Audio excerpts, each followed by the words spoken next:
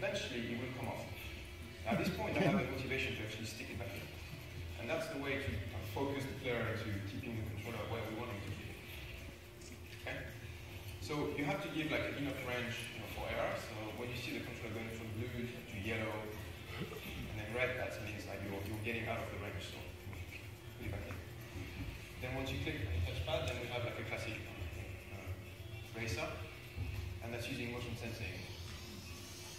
And that feels really good. So that's motion sensing mixed with the live art tracking and some touchpad interaction. And you have the speedometer on the controller too, so that's like a cool augmentation that you can do. And the last example of the plugin would be inside a platform game. So we've got a little guy there, and he's really stuck, he can't get past, and you're the giant in the world. Or you're going to help him. So plug the controller in the door, and then touchpad, and then tap. And you can really get his little diamond. Mountain. And if you click on touchpad, you get like a spring and jumping. So give your control to those guys and they come.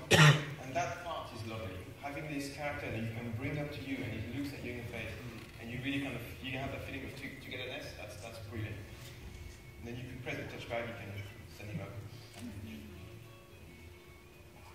So there's a simple aiming mechanism using motion sensing.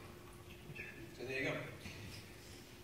Ghost Blaster. So this is something where you see a ghost, keep touchpad, and then you can start catching in. So this one using a motion sensor.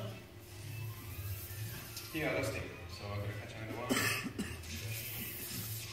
And then, so from there on, it's like a kind of fishing mechanic where you're trying to pull the ghost towards you, and eventually, once you catch it, he comes in, and then you can look down and you can see the ghost inside your controller.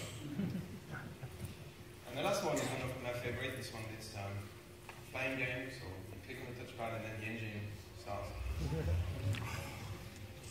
And then you just start flying. And to be honest, I played a lot of flying demos on VR, and this is the one where you feel flying.